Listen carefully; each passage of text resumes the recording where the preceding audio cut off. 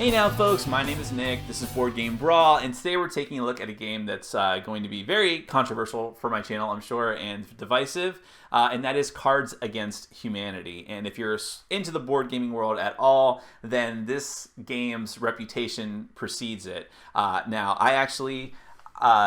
this is going to be a spoiler because obviously if I have this, then that means I like the game, but I keep the game in the bigger, blacker box, which I'm not going to say what that means. If you are familiar with the game, you know what it's in reference to.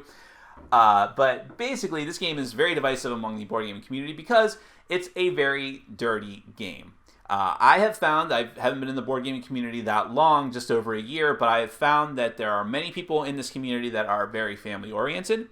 There's a lot of religious people, and that's fine. I'm not knocking those people at all, but they hate games like this. There's a few other type of games that straddle that line of going into R-rated, definitely not for family and young people to play. And Cards Against Humanity is like the poster child for that, and a lot of people just hate it and think it's just, and as far as the actual gameplay too, it's a very simplistic game. Essentially, this game ripped off Apples to Apples completely. Apples to Apples is a family card game you can walk into like a Target and buy. Cards Against Humanity you cannot. You can only get Cards Against Humanity from Amazon. It was originally a Kickstarter product, and in fact the name of the company is Cards Against Humanity LLC. I mean, this is the game that they produce. This is it. I don't even know the name of the designers. This is their whole thing.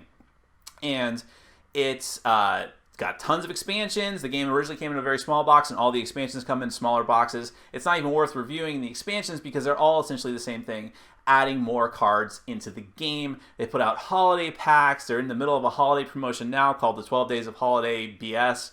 And, well, I'll tell you what. I'm just going to show you the game, and I'm going to tell you right now, in case you're worried about it, if you are not interested in hearing foul language or if you have kids in the room, I am not going to use any of the really bad cards. I'm going to try to not to use any of the foul language ones and still make it funny in order to get the appeal of the game across. Then we'll come back and I'll tell you exactly why I like it.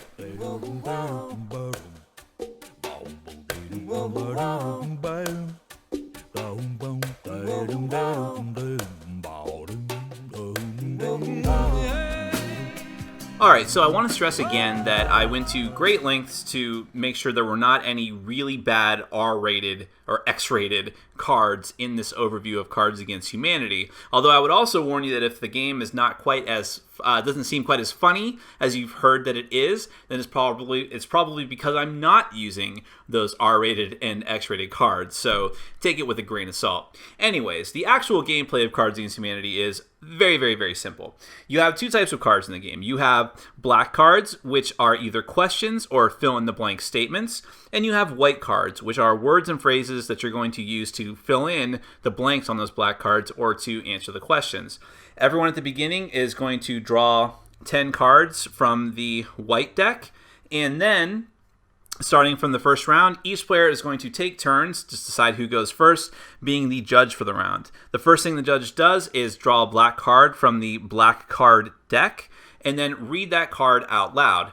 Now, at that point, the judge does not actually participate in the rest of the rounds. Instead, every other player takes one of their white cards that they think is the funniest response to that fill-in-the-blank statement or question and places it face down in front of the judge. Once every player has put in the cards that they want the judge to read, then the judge is going to collect those cards, shuffle them all up, and read the black card again, and then read all the white cards aloud, and afterwards decide which of those they think is the best card for that black card. Now, one thing to stress is that just because you think the card that you've chosen is funny and works better in that black card than everyone else's, it doesn't mean that the judge is. So really what you need to do is play to the judge. You want the judge to think that your card is funny, even if you yourself don't think it's funny, or even if the other players wouldn't think it's funny. So the card that you choose the type of card you choose might change depending on which player is actually the judge for the round. So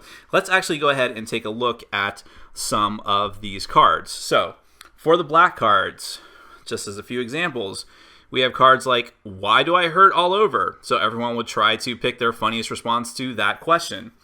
And another thing to stress is that sometimes you want to go for a card that actually makes sense with the question or statement that's being asked. But sometimes you just want to go for something that's ridiculous and goofy and doesn't make any sense because it's just funnier. Before I run for president, I must destroy all evidence of my involvement with blank. Or, but before I kill you, Mr. Bond, I must show you blank. Or, forget everything you know about blank because now we've supercharged it with blank. Now, this is a pick 2 card. When a judge draws a pick 2 card, each player is going to choose 2 cards for the judge to read. And the order is important. Usually what we do in our game is say that whenever you hand the judge your 2 cards, you'll put the card that you want the judge to read first on the bottom and the other one on top so that the judge just picks up the cards and reads them like that. And it also is kind of a pain because you can't shuffle them together like you would just one card. So you kind of have to make piles and then shuffle those around while the judge's eyes are closed or whatever you think is best for your group. So those are some examples of the different black cards. Now here are the white cards, the responses. We have stuff like poor life choices, attitude, tongue, rehab, the hustle, Adderall, me, hot cheese, a big hoopla about nothing, mutually assured destruction. Now, picture all of this kind of stuff, but with much dirtier words and phrases, because that's typically how this game is going to go. But let's play out a sample round. So going back to the black deck, I'm the judge for the round, and my question is, why do I hurt all over? So you'll place that in front of you.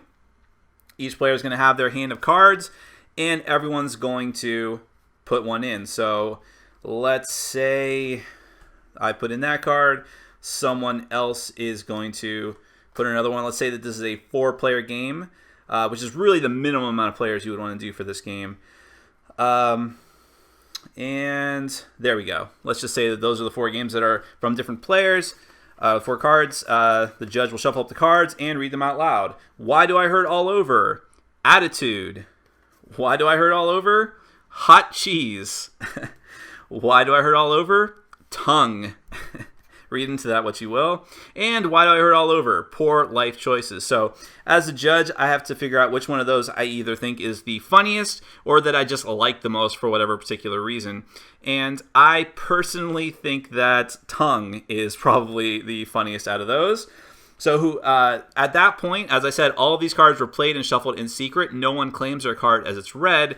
I will choose a card, and whoever actually played that card will claim it. And when they do, they're going to take the black card that was read as a point. It's actually called awesome points.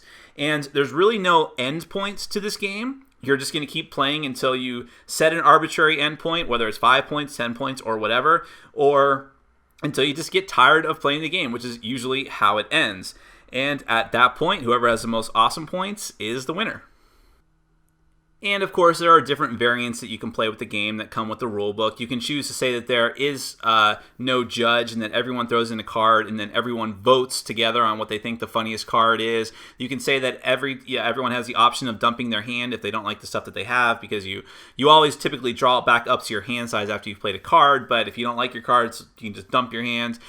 There's the awesome rule that we always use is that there is one card in the black deck that just says, make a haiku, and you get to draw 3 cards first, and then you'll effectively play 3 cards. It's draw 2 and play 3, and you'll play 3 cards together that you think are the closest approximation and the funniest type of haiku. Then the judge reads them aloud, or everyone votes on what they think is the funniest. That's how the typical, as the rulebook says, the ceremonial ending of Cards Against Humanity.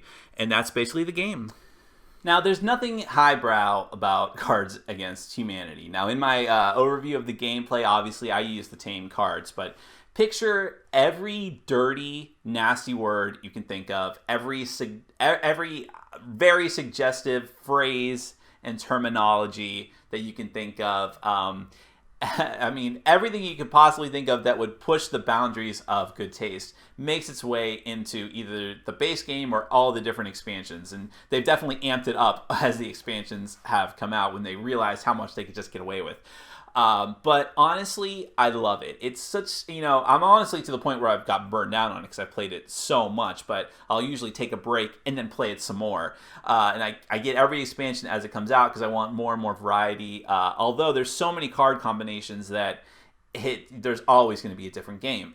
Now, I said at the beginning of this is essentially an apples to apples ripoff. And I have to tell you, I only played apples to apples for the first time after I had played Cards Against Humanity. And for me, there's no going back. I mean, Apples to Apples was just awful to me because you could make suggestive, sort of dirty things out of Apples to Apples, but you had to try really hard. And generally speaking, you're going to be playing that game with people that aren't interested in hearing really dirty things. They just want to have like sort of goofy, lighthearted family fun. And for that purpose, that's fine. I don't have a bad thing to say about Apples to Apples other than I would never go back to playing it after playing this. This is the ultimate adult party game because it's actually smart in a way. You do actually have to think in this game, trying to come up with funny combinations, trying to play to the different judges because the judge is always going to be different every round, and you can't always just play the card that you think is going to be hilarious. You have to play to the judge, and that's a real and genuine tactic. Now, of course, the point of this game is not to win. I think I do pretty well in this game, but I've had some games that I absolutely did awful in, but you know what? I still had fun. That's the point, is that you're just getting together with your friends, or maybe not even your friends, just people that are in your game group who you wouldn't even normally play games with. That's a great thing. I've played this game with people who our actual board gaming preferences are drastically different. Like, I'm totally into Ameritrash, and I might never cross paths with someone in the group who likes heavy Euro games, really dry games or abstract games, but I can always get people to play, those kind of people to play Cards Against Humanity. And it's just like, it's a universal thing. I've played it with people who you would never, ever expect would be into, like, you know, having dirty jokes, and maybe they never would tell a dirty joke in their life. But when they have it in this card game format, they're all over it. I've never had a bad experience playing it. I've never had someone like say, "Oh my God, this is horrible," and walk away from the table. It just doesn't happen because, really, honestly, I've been a lover of okay, that sounds bad. I've been an admirer of Howard Stern for many, many years now, and what people don't understand is that the people that like it aren't necessarily, who like, you know, filthy humor like that, aren't necessarily bad people or filthy themselves. It's because deep down, everyone likes a good joke, and there is no boundary to the joke. There, you know, what's funny is funny. You can't judge funny. I mean, what's funny to one person isn't going to be funny to the next person, but you can't go around making judgments on people because they think that a few certain words said a certain way are filthy and not appropriate for certain company. Because, you know, it's just, I think we're getting to a point where it's not that playing a game like this makes you immature or playing a much more sophisticated game makes you more mature. It's being able to play a game like this and laugh at it and not take it too seriously that, to me, is a real sign of maturity. And when I hear people complain about the game, that it's just like awful, that it's got no moral value, I'm like, whatever. I mean, if you don't like the game because it's got simplistic gameplay, just like Apples to Apples, that's fine. But if you think that we should be above that as a board gaming community, I say we're playing board games and card games. There's nothing mature about it. I don't care what you say. If you want to do something mature, go out and solve some mathematical theorem and invent the cure to cancer. And don't waste your time playing games at all. But no, we like to play games. I don't care what it is. If it's fun, I'll play it. And Cards Against Humanity is fun and it's clever. And I will always be willing to play it with any people that play, as long as they're of age.